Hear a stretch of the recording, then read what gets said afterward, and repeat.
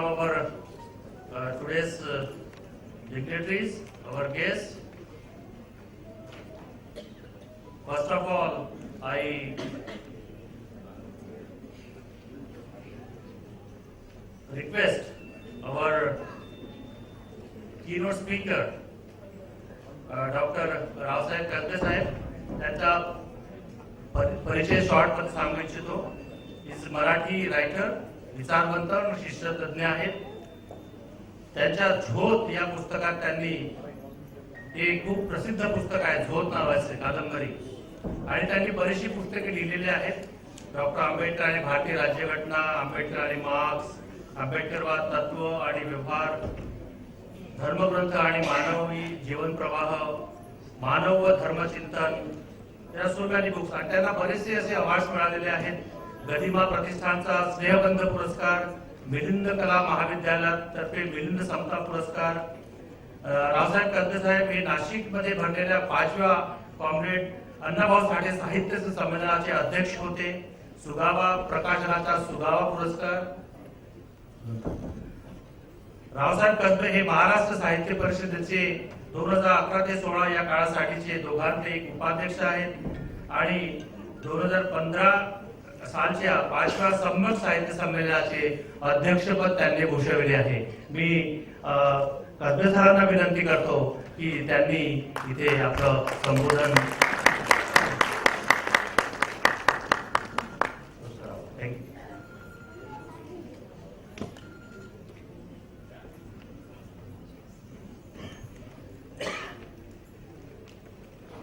आदरणीय बालकृष्णजी आणि इतर सर्व मान्यवर, माझ्यासमोर प्रश्न पडलाय की कोणत्या भाषेत बोलावं.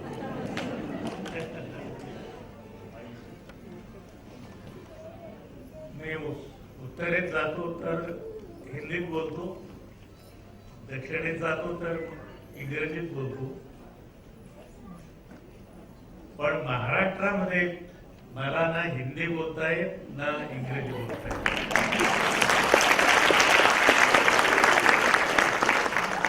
समोर अनेक मराठी माणसं बसलेली असतात आणि त्यांच्या समोर त्यांच्या भाषेच्या व्यतिरिक्त भाषा बोलणं हे धाडस असतं. म्हणून मी मराठीत बोलणं आणि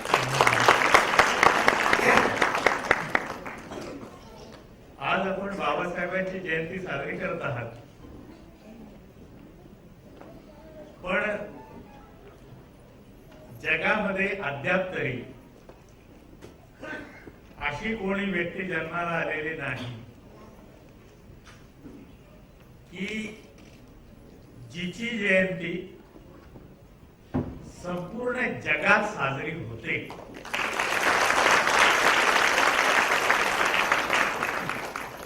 ती फक्त बाबासाहेब आंबेडकरांची. मला यावर्षी येमेनचं निमंत्रण आलेलं होतं. 2 वर्षापूर्वी श्रीलंकेचं निमंत्रण आलेलं होतं. त्याच्या अगोदर मी भूतानमध्ये जाऊन आलो होतो. अमेरिकेचं आणि युरोपातल्या अनेक देशांची निमंत्रण तर कायमच येतात. तर बाबासाहेबांच्या मध्ये असं काय आहे की ज्यांची जयंती ही जगातल्या प्रत्येक देशामध्ये कुठे ना कुठेतरी साजरी होते. गांधींची होते पण ती थोड्या देशांच्या मध्ये. 20व्या शतकाने आपल्या देशाला 3 महापुरुष दिले. एक महात्मा गांधी, जे 20व्या शतकातले मानव जातीचे प्रतिनिधी म्हणून सगळं जग त्यांना ओळखतं. भारताची ओळख जगामध्ये 2 महापुरुषांच्या नावाने होते.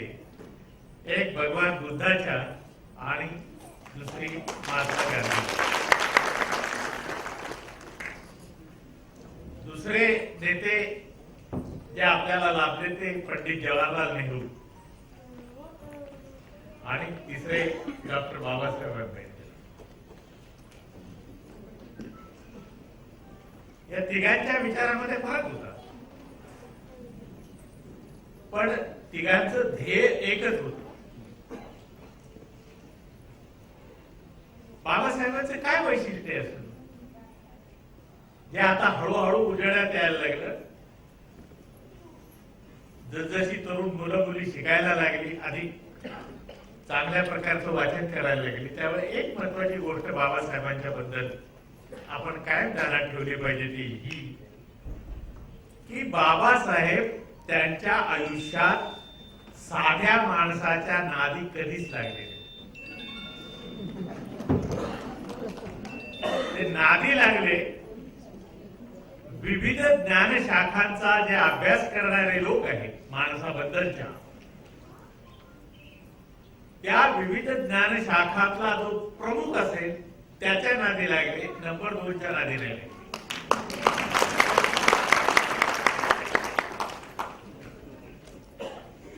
बाबासाहेब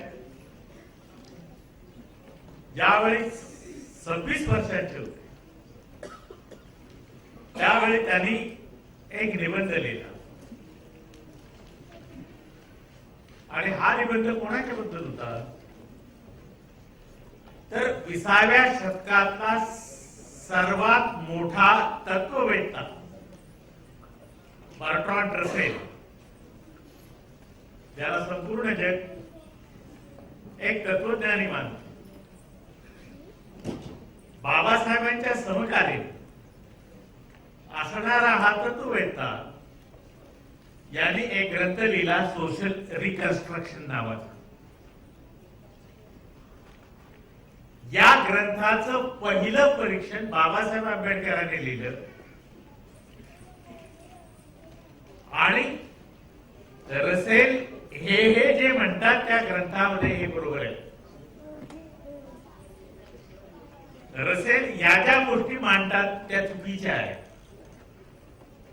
आणि या ग्रंथाची पुढची आवृत्ती ज्यावेळी येईल त्यावेळी बर्ट्रांड रसेल यांनी या गोष्टींच्यावर भर देऊन त्याचं अधिक स्पष्टीकरण करा. हे सांगत होते 26 वर्षाचे भीमराव रामजी आंबेडकर 1917 साली, आणि सांगत होते त्यावेळेच्या जगातल्या सर्वश्रेष्ठ तत्ववेत्ता.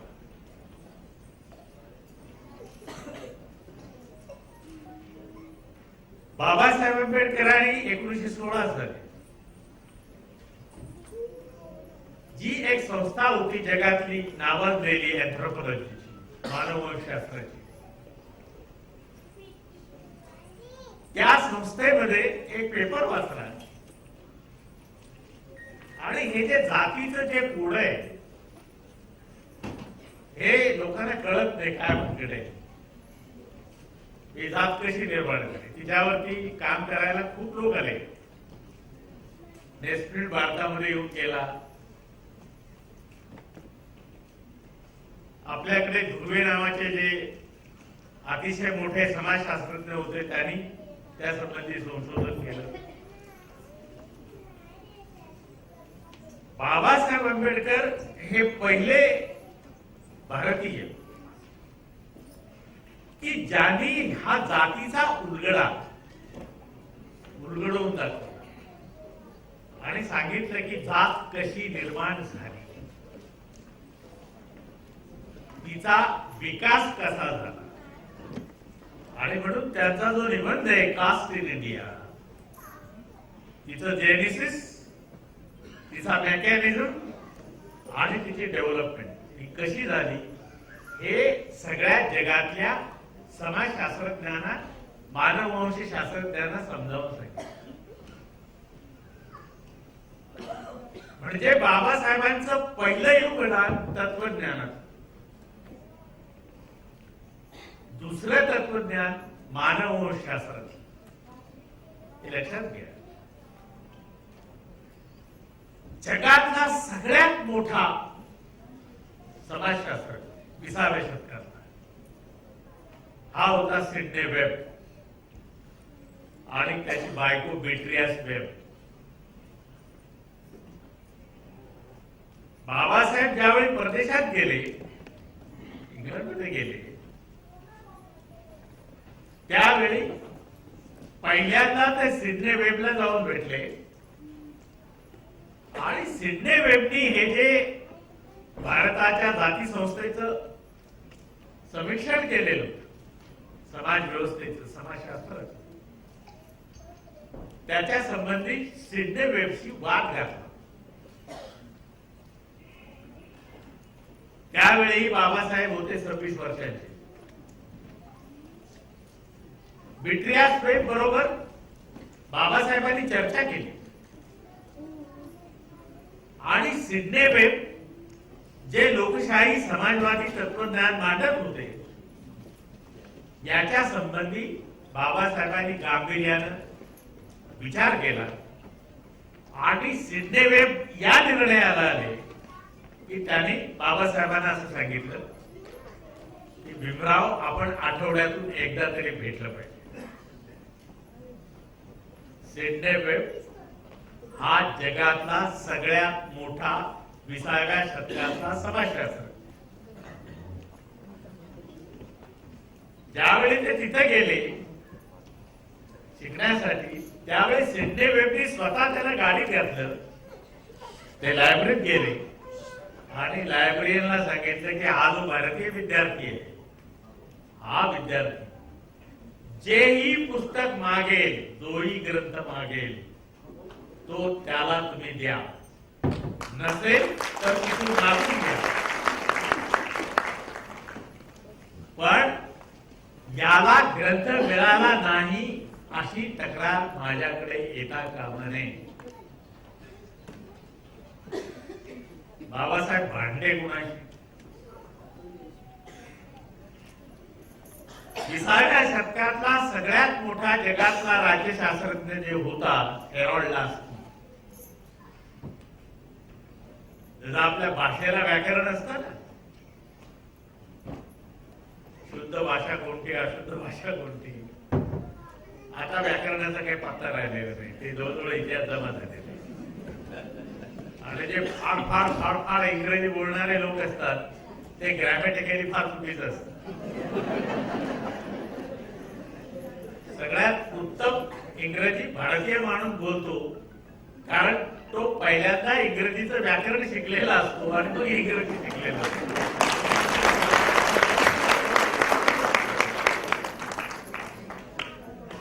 आपल्या भाषाला जसं व्याकरण असतं तसं राजकारणाला सुद्धा एक व्याकरण असतं. जगातला 20व्या शतकातला सगळ्यात मोठा राजकीय तत्वज्ञ हेरॉल्ड लास्की, ज्यांनी ग्रंथ लिहिला ग्रामर ऑफ पॉलिटिक्स. बाबासाहेबांचं त्याच्या समोर एक भाषण झालं आणि लास्की समोरून उठले आणि ते म्हणाले की याचं भाषण बंद करा, कारण हा एक तर रशियन कम्युनिस्ट असला पाहिजे किंवा भारताचा क्रांतिकारी असला पाहिजे. अशी माणसं या समाजात येता कामा नये. बाबासाहेबांनी हेरॉल्ड लास्कीला आवाहन केलं की लास्की, निदान मी काय म्हणतोय ते ऐकून घ्या आणि ते जर तुम्हाला चुकीचं वाटत असेल तर ते खोडून काढा, कारण त्याला उत्तर देण्याची क्षमता माझ्यात आहे आणि ही क्षमता मी माझ्या अभ्यासाने प्राप्त केलेली. बाबासाहेब हे असे व्यक्तिमत्व होते जे आपल्याला माहिती नाही. आपल्याला काय वाटतं, भारतीय लोकांना तर फार गंमत आहे भारतीय लोकांची बाबासाहेबांच्या बद्दल, की बाबासाहेब नेते होते कोणाचे? दलितांचे. दलितांचे उद्धारक हा पहिला शिक्का. दुसरा शिक्का भारतीय राज्यघटनेचे निर्माते. म्हणजे बाबासाहेबांनी ही जी भारतीय राज्यघटना लिहिली हे त्याच्या कामाचा एक भाग, ते काही सर्वस्व नव्हतं. कारण बाबासाहेबांनी याच्यापेक्षा खूप अधिक गोष्टी केलेल्या आहेत चांगल्या, जे बाबासाहेब आपल्याला माहिती नाही, जे जगाला माहिती झालेले. बाबासाहेब भारतात नादी लागले ते फक्त गांधींच्या. गांधी सोडून इतर कोणाचे. तुम्ही बाबासाहेबांचे चरित्र वाचा, बाबासाहेबांची भाषणं वाचा, बाबासाहेबांचं लिखाण वाचा. त्याने कधी सुभाषचंद्र बोसवर टीका केली, त्याने कधी जवाहरलाल नेहरूंवर टीका केली, त्याने कधी सरदार पटेल यांच्यावर टीका केली, त्याने कधी मालवीय यांच्यावर टीका केली. त्यांनी टीका केली फक्त गांधींच्यावर. कारण गांधी हे भारताचे नंबर 1 चे नेते होते आणि संपूर्ण जगामध्ये गांधींची जी प्रतिमा निर्माण झालेली होती ती एका ख्रिस्ती संताची.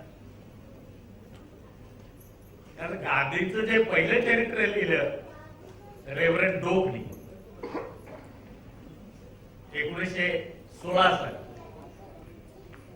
आणि त्याच्यानंतर रोमारोलानी जेव्हा गांधींचं चरित्र लिहिलं, रोमारोला हा काय साधा माणूस नव्हता, तो टॉलस्टॉय इतका मोठा होता आणि त्याला नोबेल प्राइज पण मिळालेलं होतं. त्यांनी गांधींचं चरित्र लिहिलं आणि ते चरित्र वाचून अनेक देशातून गांधीचं शिष्यत्व पत्करायला लोक, अनेक स्त्रिया आल्या. हे गांधी केवढा महान माणूस होता, पण बाबासाहेब नादी लागले ते फक्त गांधींच्या. आणि गांधींना पहिला प्रश्न विचारला की तुमच्या धर्मामध्ये अस्पृश्यता आहे,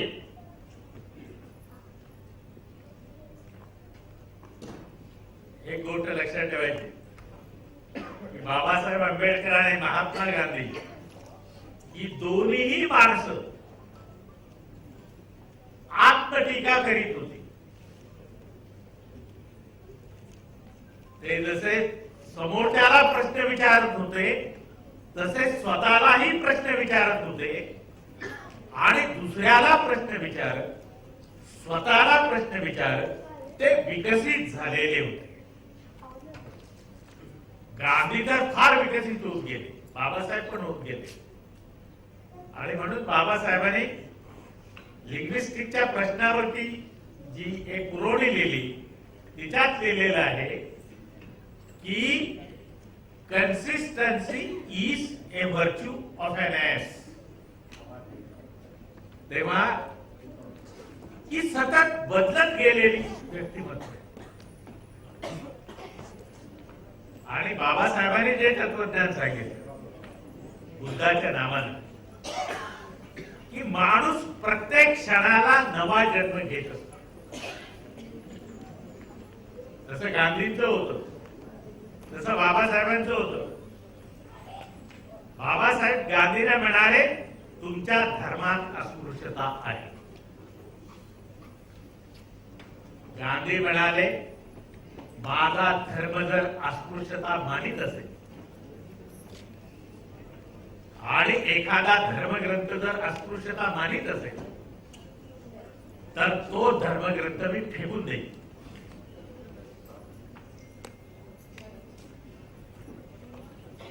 गांधी म्हणाले की हा हिंदू धर्मावरचा कलंक आहे अस्पृश्यता. गांधी आणि बाबासाहेब नीट समजून घेतले पाहिजे. गांधी हे कर्मठ हिंदू होते, धार्मिक वातावरणात वाढलेले होते आणि गांधींनी हे आपलं धार्मिक पण टिकवलेलं होतं. पण ते धर्मवेडे नव्हते, ते मूलतत्ववादी नव्हते. त्याला एखादा विचार पटला तर तो स्वीकारणारे होते आणि स्वतः तो विचार मुरून पुढे जाणारे होते. गांधी म्हणाले की अस्पृश्यता हा हिंदू धर्मावरचा कलंक आहे. बाबासाहेब म्हणाले तो हिंदू धर्मावरचा कलंक असेल नसेल पण तो आमच्यावरचा कलंक आहे. गांधीजी म्हणाले की आमच्या पूर्वजांनी अस्पृश्यता निर्माण करून या अस्पृश्य लोकांच्या वरती फार मोठा अन्याय केलेला आहे, पाप केलेलं आहे आणि हे पाप धुवून काढण्याचं काम स्पृश्यांनी केलं पाहिजे. गांधी अस्पृश्यता निर्मूलनाचं काम अस्पृश्यांनी नव्हे तर स्पृश्यांनी केलं पाहिजे, कारण त्यांच्या पूर्वजांनी केलेलं हे पाप आहे असं सांगत होते. बाबासाहेब म्हणत होते की हा आमच्यावर लागलेला कलंक आहे आणि तो नष्ट करण्याचं काम आम्ही करणार. हे नीट समजून घ्या. गांधी म्हणत होते हे पाप आमच्या पूर्वजांनी केलेलं आहे म्हणून ते निस्तरण्याचं काम आमचं आहे. बाबासाहेब म्हणत होते की हे हा आमच्यावरचा कलंक आहे म्हणून तो धुवून काढण्याचं काम आम्हीच केलं पाहिजे. गांधी आणि आंबेडकर याच्यातला हा फरक आहे. बाबासाहेब म्हणाले की जात नावाची जी गोष्ट आहे, अस्पृश्यता नावाची जी गोष्ट आहे, ती आमच्या पूर्वजांनी यांच्यावर लादलेली असल्यामुळे आंबेडकर माझ्या तोंडावर थुंकले तरी चालते, मला ते सहन केलं पाहिजे. एका सभेत त्यांनी सगळ्या त्यांच्या शिष्यांना आणि काँग्रेसला सांगितलं की आंबेडकरांनी मला बुटाने मारलं तरी ते मला सहन केलं पाहिजे, कारण माझ्या पूर्वजांनी त्यांच्यावर एवढे अन्याय करून ठेवलेले. बाबासाहेब म्हणाले जातीचं मूळ हे सहभोजन नाही म्हणून आहे. सुरुवातीला गांधी पण सहभोजनाच्या विरुद्ध होते. त्यांना सारं जग, पश्चिमेचं जग, विशेषतः रोमारोलांनी गांधींचं जे चरित्र लिहिलं हे ज्यावेळी पाश्चिमात्य देशात गेलं त्यावेळी पश्चिमेला असं वाटलं की एक नवा ख्रिस्त भारतात जन्माला आलेला आहे. सगळ्या पाश्चिमात्य देशातल्या गांधींच्या चरित्रकारांनी जे लिहिलेलं आहे मोठं गमतीशीर आहे. बाबासाहेब म्हणाले इथे आंतरजातीय भोजन झाली पाहिजे. गांधींनी गद्रे नावाचा एक माणूस शोधला नाशिकचा आणि त्याला या कामाला लावलं की प्रत्येक गावात जा, स्पृश्य आणि अस्पृश्य यांचं एकत्रित सहभोजन करा. या गद्रेचा एक कार्यक्रम मी 8वीत असताना स्वतः पाहिलेला आहे राजूरला. तोच होता. तो सत्यनारायणाची महापूजा घालायचा. त्यावेळी 1957-58 साली अस्पृश्य जोडपं बसवायचे पूजेला, त्याच्या पायाचं तीर्थ गजरे घ्यायचे आणि स्पृश्य आणि अस्पृश्य यांची पंगत बसायची. बाबासाहेब म्हटले या देशामधली जात निर्माण झाली ती स्त्रीच्या शोषणावर. घडा बंदिस्त वर्ग झाला जातीचा आणि जातीतच विवाह करत राहिल्यामुळे हे काही खरं नाही. म्हणून बाबासाहेबांनी 1936 साली जे भाषण केलं एडिलिशन ऑफ कास्ट, त्याच्या जात मोडण्याचे 2 कार्यक्रम दिले. एक कार्यक्रम दिला की जो धर्म जातीचे संस्कार लोकांना शिकवतो त्याच्यापासून दूर राहा, आणि दुसरं या देशातल्या प्रत्येक तरुण आणि तरुणीला आपला जीवन साथी निवडण्याचं स्वातंत्र्य द्या. प्रेम विवाहाला प्रोत्साहन द्या. प्रेम हे जात बघत नाही, धर्म बघत नाही, पंथ बघत नाही, देश बघत नाही, वंश बघत नाही. प्रेम हे प्रेम असत. तेव्हा विविध जातीतली मुलं मुली जर विविध जातीतल्या मुला मुलींच्या बरोबर लग्न करायला लागली आणि आंतरजातीय विवाह झाले तर जात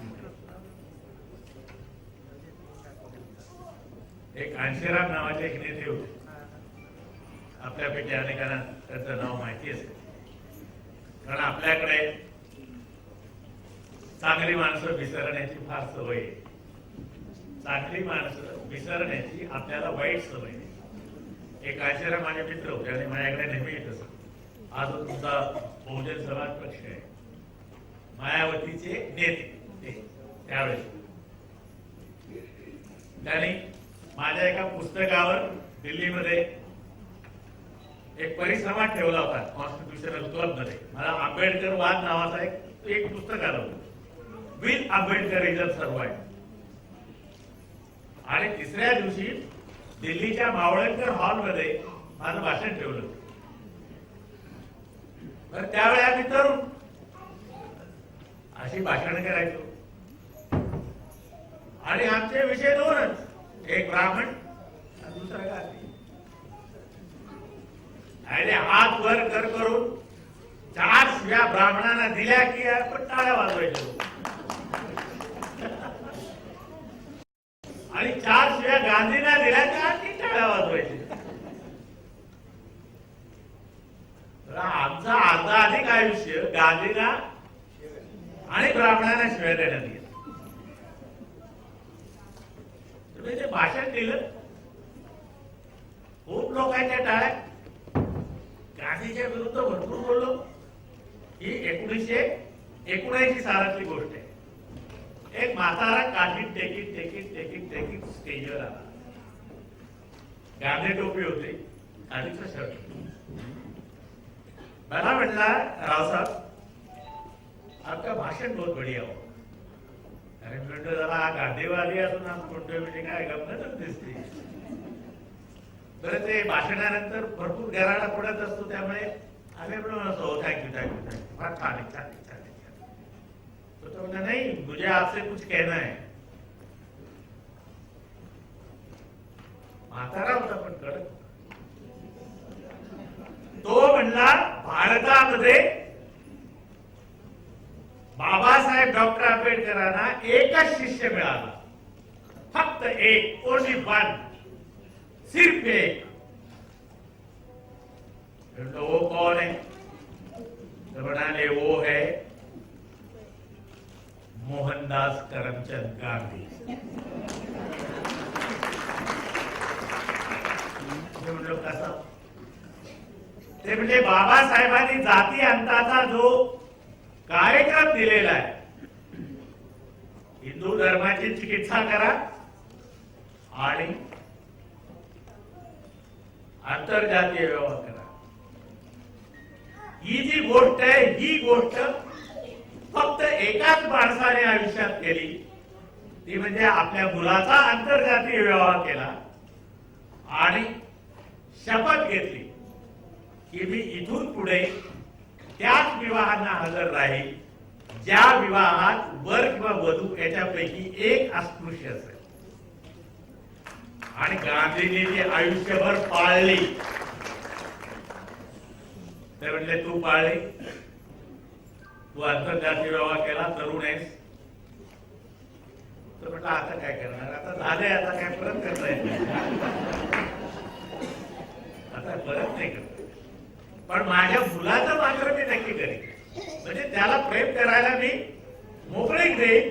आणि जर त्याने दुसऱ्या जातीच्या मुलीवर प्रेम केलं तर मी विरोध करणार नाही, म्हणजे खालच्या जातीची असो किंवा वरच्या जातीची असो. आणि तसं माझ्या आयुष्यात घडलं, याबद्दल मी भाग्यवंत आहे.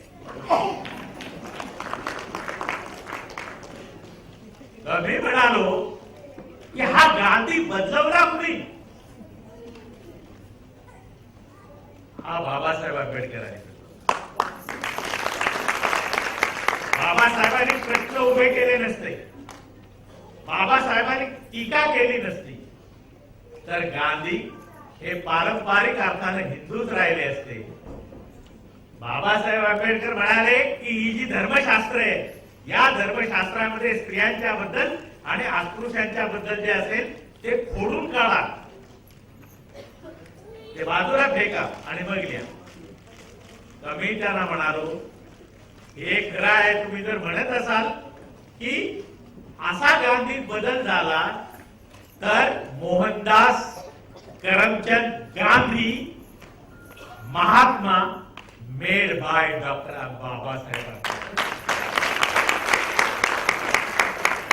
हा गांधी आणि आंबेडकरांचा प्रवास म्हणजे फार मजेशीर आहे. मी आता गांधींच्यावर एक मोठा ग्रंथच लिहितोय 500-600 पानांचा, त्याच्यातून हे सगळं उलगडत जाणार आहे. शेवटी आपल्याला सांगतो की आज संपूर्ण जगात मनुष्यजात अतिशय हवालदिल आहे. एक नोबेल प्राइज इकॉनॉमिक्सचा ज्याला नोबेल प्राइज मिळालं आणि जागतिकीकरणाच्या प्रक्रियेमध्ये जे जागतिक बँकेमध्ये होते, त्यांनी आता एक पुस्तक लिहिले. त्यांनी सुरुवातीचं पुस्तक लिहिलं डिस्कंटेंट्स ऑफ ग्लोबलायझेशन आणि आता लिहिले दी ग्रेट डिवाइड.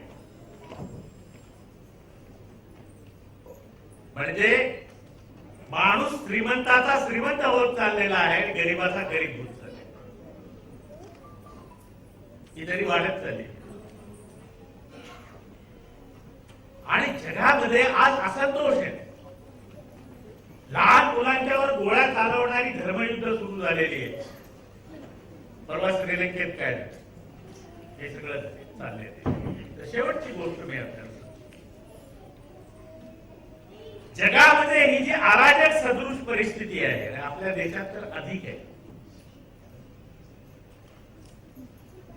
ही आहे कशामुळे? हे बाबासाहेब आंबेडकरांनी या देशाची राज्यघटना देताना स्पष्ट केलं. जसं तो अर्थशास्त्रज्ञ जोसेफ स्टिग्लिट्स यांनी सध्याच्या जगाचं जे वर्णन करून ठेवलेलं आहे आणि जे अनालिसिस करून ठेवलेलं आहे, अंगावर शहारे आणणार आहे की काय होणार आहे या मनुष्य जाती. बाबासाहेबांनी 49 साली जे भाषण केलं शेवटचं, ही राज्यघटना देताना या देशाला अर्पण करताना, त्यावेळी त्याने सांगितलं की अरे या देशातल्या माणसाला यापूर्वी काय किंमत होती आणि स्त्रीला तर किंमतच नव्हती. ही किंमत आता मिळणार आहे हे खरं म्हणजे अगोदरच सांगितलं होतं बाबासाहेब आंबेडकर. ज्या स्त्रीला, फाटक्या तुटक्या स्त्रीला 18 तास काम करावं लागत होते, दारिद्र्य, प्रचंड दारिद्र्य. मी माझ्या आयुष्यात अशा स्त्रिया बघितलेल्या आहेत की ज्यांना एकच लुगडं असायचं, ओढ्यावर जायच्या, त्या अर्ध लुगडं धुवायच्या, ते वाळत टाकायच्या, वाळलेलं पुन्हा अर्ध नेसायच्या आणि अर्ध लुगडं धुवायच्या.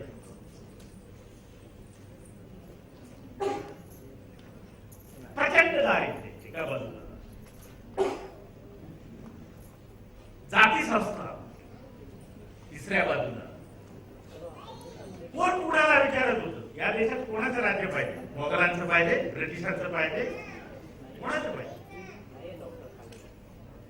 अशा या सामान्य माणसाला बाबासाहेब आंबेडकरांनी मताचा अधिकार दिला. तक्रार न करता, आंदोलन न करता, जगातल्या स्त्रियांना आंदोलन केल्याशिवाय जगात कुठेही मतदानाचा अधिकार मिळाला नाही.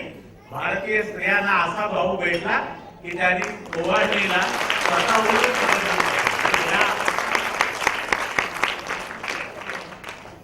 या मताचा अधिकार आणि तिला म्हणायला लावलं पुरुषांच्या समोर, राष्ट्रपतीच्या समोर आणि कामगाराच्या, सफाई कामगाराला एकत्र उभं केलं आणि म्हणायला लावलं. काय म्हणायला लावलं? We the people of India, आम्ही भारतीय. यापूर्वी कोणी म्हणायला लावलं होतं? आम्ही भारतीय लोक. कोण आहोत तुम्ही? अरे काय करणार आहात तुम्ही? आम्ही भारतीय लोक या देशाला एक प्रजासत्ताक, सार्वभौम, लोकशाही आणि धर्मनिरपेक्ष समाजवादी राष्ट्र देऊ. आम्ही या देशातल्या प्रत्येक नागरिकाला स्वातंत्र्य देऊ. विचार, उच्चार, समजुती आणि श्रद्धा यांचं स्वातंत्र्य देऊ. आम्ही या देशात समता देऊ, संधीची समानता देऊ. आम्ही या देशामध्ये बंधुता निर्माण करू. हा देश एक ठेवू, ऐक्य ठेवू. आणि शेवटी काय सांगितलं? ही राज्यघटना आम्हाला ईश्वराने नाही दिलेली. Not in the name of God, not in the name of Allah. तर ही राज्यघटना आम्हीच आम्हाला अर्पण करतो आणि आम्हीच ती स्वीकारतो. व्हॉट इज दिस? हा चमत्कार आहे. हा चमत्कार जगात फक्त बाबासाहेब आंबेडकरांनी करून दाखवला. आणि त्याने शेवटी सांगितलं की मी या देशातल्या लोकांना राजकीय समता दिली. मी एवढंच करू शकलो, अधिक नाही करू शकलो तुमच्यासाठी. काय मी तुम्हाला राजकीय समता दिली, पण सामाजिक आणि आर्थिक समता देऊ शकलो नाही. त्यामुळे जे लोक गरीब असतील आणि ज्या लोक सामाजिक समतेपासून वंचित असतील, असे लोक विद्रोह करून उठतील आणि ही राज्यघटना जाळून टाकतील. तर तुम्हाला जर या देशामध्ये शांतता, सुव्यवस्था, लोकशाही, धर्मनिरपेक्षता पाहिजे असेल तर येणाऱ्या प्रत्येक सरकारने काय केलं पाहिजे की सामाजिक आणि आर्थिक समता देण्याचा प्रयत्न केला पाहिजे.